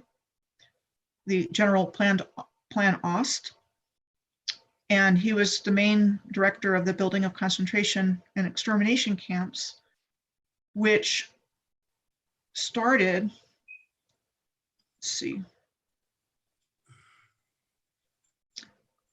the policy for systematic genocide was formulated at the Wannsee Conference of 1942 near Berlin. And what we're told is it resulted in the killing of 90% of Poland's Jews and 2/3 of the Jewish population of Europe. Okay, this is what's available. Gypsies were targeted, and then That might be untrue. Piles of large bones like this from a concentration camp in Poland. And then there was this genocide in Africa around in the early 1900s, and it was the first genocide of the 20th century, which was waged by the German Empire between 1904 and 1908 against these people in what was German Southwest Africa and now Namibia. And the Whitaker Report of 1985 determined that the aftermath was an attempt to exterminate these peoples. Okay. And the San, who are also known as the Bushmen, are considered the oldest inhabitants of Southern Africa with a history that said to date back at least 20,000 years and are among the oldest people. It's just talking about experimentation conducted, what happened in the Channel Islands with occupation, and rules that were established of things that they were allowed to do and not do. And the Channel Islands were the only place in what would be called the British Isles, even though they're more like I can't think of the term off the top of my head, but they're part of Britain, even though they're right next to France. Yeah, I was exploring those. I asked somebody that lived there. He said that they're owned by England, but they're kind of run by themselves. So they were occupied pretty much the entirety of the war. Right. So I mean, my question is, isn't it strange the British government opened the door wide to the German forces to immediately walk in and occupy the Channel Islands? Because they're so close to France and they occupied France, maybe they couldn't defend it. Yeah, it's like the German occupation of Jersey, for example, started 1 week after the British government demilitarized the island for fearing for the safety of civilians should there be any conflict. Okay, so the reason doesn't really make sense. The Germans just swept in and took over, and it's really a sad chapter. You got to keep in mind all this stuff you read about World War II was written by reptilian Jews, and a lot of it's untrue to make Germany look bad. And in some cases they were, in some cases they weren't. I don't think Hitler was that bad, but some of the people around him that had reptilian souls were. Yeah, it's really hard to know because so much has been manipulated and kept from us about what's really going on here. And they try to get as much sympathy for the Jews as they can, and to help them in business interests worldwide. I forget, there's another reason too, but all the stuff read in all the colleges and schools on World War II is all written by reptilian Jews, and most of it is somewhat untrue. So what the Germans were said to have been doing on the Channel Islands was building the Atlantic Wall fortifications. One of the largest building works of the 20th century, said to have been built by forced labor during World War II, envisioned to make an Allied invasion of the Western European mainland from the sea impossible. Now, I've done a close look at the Channel Islands, and I'm pretty sure this stuff is already there, so I'm not really sure what they were doing. But they did have a number of concentration camps on the island, especially Alderney. So they're doing all this work on this impenetrable fortress, yet the Allied forces landed on the beaches of Normandy on June 6th of 1944, known to us in history as D-Day, and most of the coastal defenses there were stormed within hours. So they're doing all this work to create this impenetrable fortress, and it's taken over within hours. And D-Day standed for Devil's Day. It was the 6th month, the 6th day, and the 6th hour that it happened. And Germany, that was controlling France, it was peaceful the whole time, and a lot of the French women wanted to marry some of the German soldiers, and they could have came up from through Italy and did everything they did, but instead they decided to go that way, and they did massive bombing, and they killed thousands of people and left millions homeless in France when it didn't need to be that way. Destroyed all kinds of stuff. It was totally a reptilian operation what they did on D-Day. And the process you just described, Gary, I'm not going to go into it because I know we're kind of running long already, but I have started to look at the history since 1945, and I'm doing it in parts. My first part was 1945 to 1960, and that same type of process has been repeated over and over and over again of creating the conditions for conflict, moving, uprooting people, moving, one group north and one group south. That happened in India with the Hindus and the Muslims, creating hardship. That happened in Vietnam in 1954 when Vietnam was split at the 17th parallel, and a lot of people moved south and fewer moved north, but it was still a period of disruption. And those are just two examples of this, this engineered crises, seriously harming a lot of people by creating the chaos and whatnot of uprooting people from their homes. They did it another way too with Gandhi, who had a reptilian soul. He told everybody, no matter what, don't fight back. So like 1 million Indians just got totally massacred by the Islamists coming in. Yeah, and actually I have a little bit of a different take on that, Gary, because of my research. I think it was orchestrated. Gandhi led a nonviolent protest against the British for 25 years. Right. And right after independence is declared, and this, Pakistan and India are turned into two different countries, this movement started. And then Gandhi was assassinated in 1948. And again, I don't know about anybody else, but I watched the movie Gandhi many years ago. I was kind of a fan of this nonviolent protest leader and all this stuff. Who do you think wrote the movie Reptilians? You didn't get the right true story. Well, yeah, that's what I'm saying. So what we are led to believe is that Gandhi's movement led to the independence of India from the British. But in fact, the independence of India, this movement started, this partition started, and this, brutal displacement of people started right on independence. And so Gandhi's movement had nothing to do.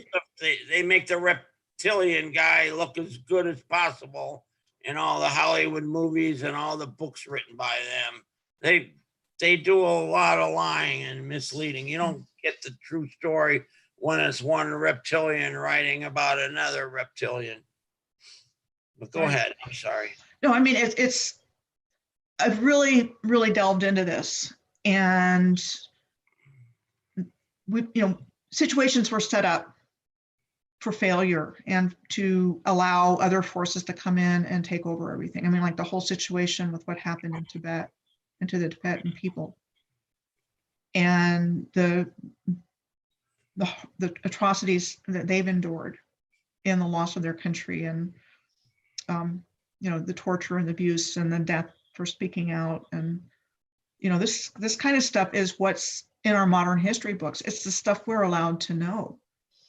And what makes the job of piecing it together so much harder is we've all been educated in this. So to see and understand that there are different angles to look at that show that this has not been a happy time for humanity. it's never been about our progress, because the controllers don't want us to progress. They want us to regress. And, thankfully, we're living in this age of awakening to where I think there's enough people that are awake to so many more things, especially on the galactic level. And Alfred, that's one thing I really appreciate about being here with you, is that it's so much more than Earth. I mean, there's so much more involved, and most people don't know about that galactic element as well. So it's kind of like a multidimensional platform, if you will. So anyway, let me just kind of get on here. So we've got Israel forming on May 14th of 1948. And by the end of the day of the announcement of Israel's formation, there was already fighting between the Palestinians and the Jewish settlers. And Egypt had attacked by that night, an aerial attack. So didn't even get out of the first 24 hours, and there was already conflict starting up. They bombed a hotel, didn't they, somewhere along the line? Yeah, it's, just from the get-go, situation for conflict ready-made. And so my questions at the beginning of this were, who are the Nazis really? And to sum up what I've been going over, is I believe the Nazis are malevolent, non-human beings who found a way to incarnate on Earth in human form, starting in the 1740s. And I gave examples of Mayer Rothschild and Adam Weishaupt as having been born during that time. So I believe the Nazis were actually in existence long before World War II. I do not believe they were defeated in World War II, as we've been taught. They're clearly not our friends, and have committed an unbelievable number of crimes against humanity, continuing well into the present day. They have tricked us into worshiping them, robbed us of our true history and heritage, and humanity has no value to them except as an energy source and commodity. They hate us and need us for their survival and wealth at the same time. Was there a Fourth Reich planned? Oh, maybe. So since I can't prove anything, but this is stuff that's been out there in alternative media for a while. Like this rumor that Angela Merkel was Hitler's daughter, and there being some kind of facial resemblance. Supposed to have 3 daughters, right? Yeah, there's kind of a similarity between Rod Rosenstein and Heinrich Himmler, and I had come across that somewhere. Operation Paperclip, where U.S. intelligence brought Nazi scientists, engineers, and technicians to the United States following the end of the Second World War. And so here you have, from 1945 to 1955, Operation Paperclip granted nearly 1,000 German scientists American citizenship. Many had been longtime members of the Nazi Party and the Gestapo, and had conducted experiments on humans at concentration camps and committed other war crimes. The scientists ended up in the United States military-industrial complex, worked with the CIA, NASA, and more. And one of the Nazi experiments that continued in America was mind control, known as the CIA's Project MKUltra. I get 100% of them had reptilian souls. 100% I get. I don't know if that's right or not, but that's what I get. You had the whole Operation High Jump, with the idea that Admiral Byrd went down there with his fleet, and they got harassed by flying saucers, believed to have been built by the Nazis. Lost the ship and a few people, and I had to turn tail and run. I think the Jesuits are part of all of this. This is the Jesuit block in Cordoba, Argentina. Argentina, I've heard, Brazil, it's all kind of became a safe haven for Germans after the war, and probably before the war. The type of settlement for indigenous people in Argentina, Brazil, and Paraguay were known as Jesuit reductions, which started in 1615. And I find it notable that, the word reduction means the act of making something smaller or less in size. Pope Francis is from Argentina, and he spent 2 years at the Jesuit block. Okay. This might have been pointed out by others, the audience hall at the Vatican and what it looks like. Reptilian. Kind of And proves that they're reptilian almost. And this is a bizarre statue behind the papal throne. Another one. It's called the Statue of the Resurrection, and said to depict Jesus rising from a crater in the Garden of Gethsemane, as well as the anguish of mankind living under the threat of nuclear war. What's that? What's that doing there? And it's all between the fangs. The papal throne and the sculpture is between the fangs of the serpent head. Okay. This was taken from World War II, and this is Joseph Goebbels.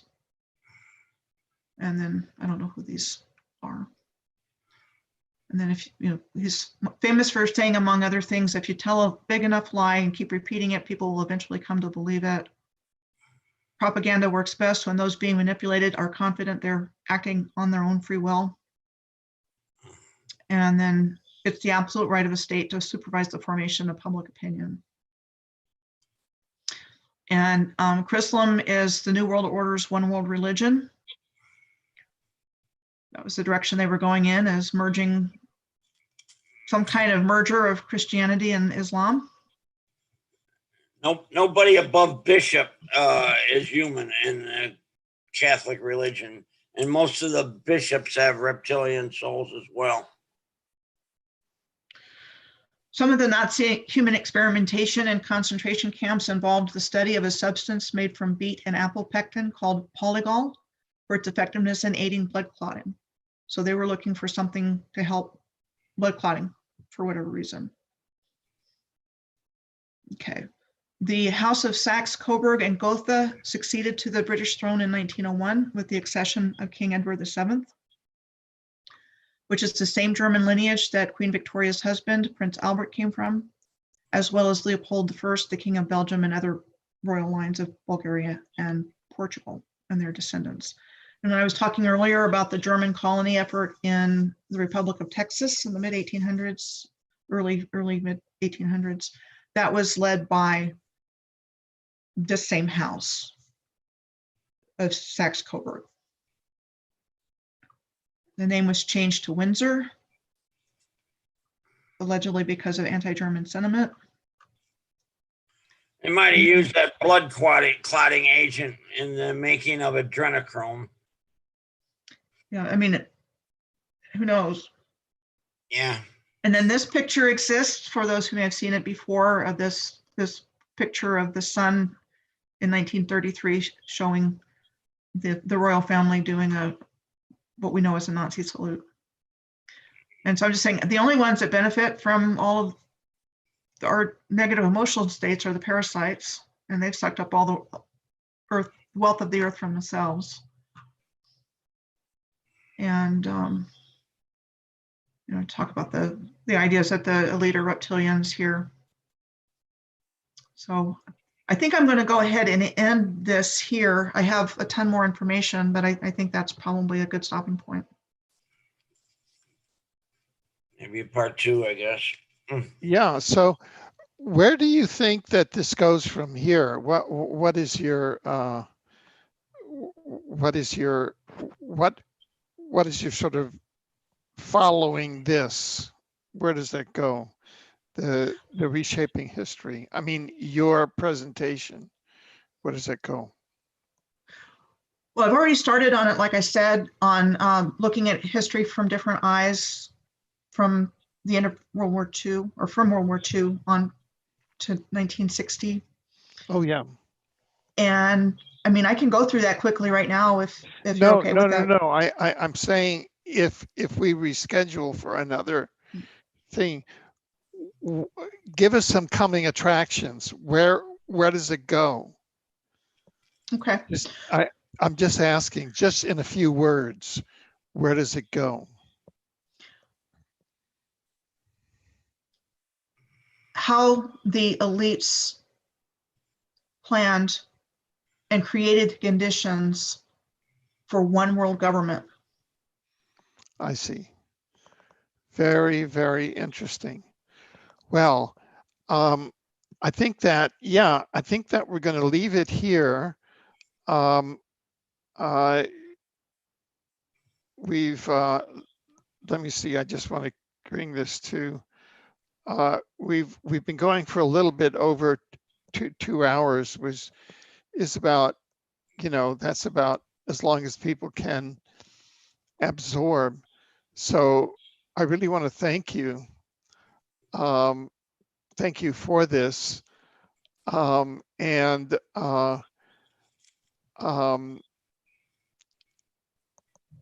thank you for this. And we'll be in touch about scheduling a part 2 to this. It's been absolutely fascinating. And I will be in touch to just ask you to send me some links that I can post with the article that will accompany this. Okay, I will do Good. that.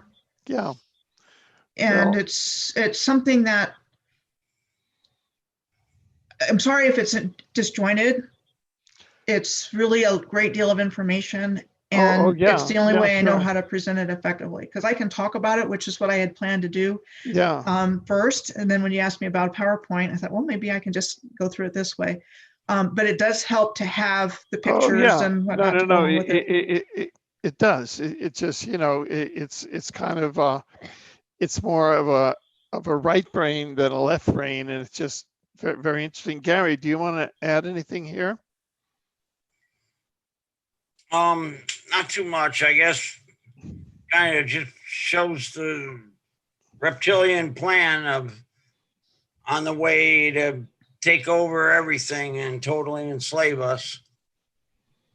They're trying to do it now in this fake virus. They haven't identified the virus, and they got us wearing masks, and they're doing it.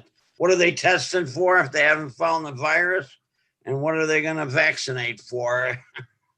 It's all horrible, and they got everybody believing in it. And I don't know. Right.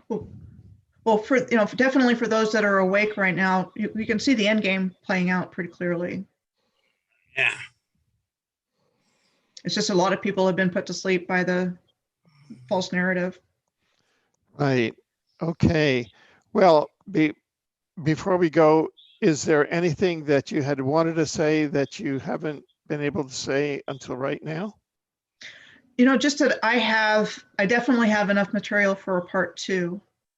Oh, yeah. And I did do some research on the links that you sent about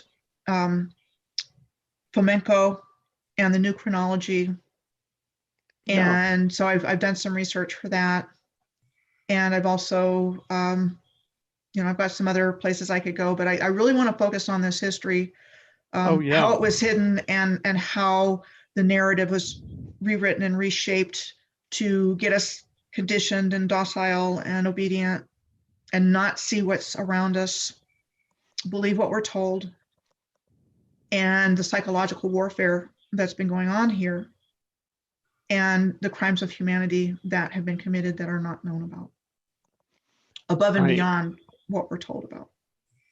Right. So we look forward to scheduling that with you, and I'll be in touch with you right now, so you can send me some reference links that I can include with the article. So thank you both very much. Put our websites in the show notes. Yeah. Okay. Thank you very much for making this possible, Oh, sure. Alfred and Gary. Go ahead, Alfred. Yeah. Thank you, Okay, Michelle, then. for having such a good presentation that I could join. Yeah. It's just excellent. Good enough. Well, thank you then. Okay. All right. Good night, everybody. Thank Good night, you. everybody.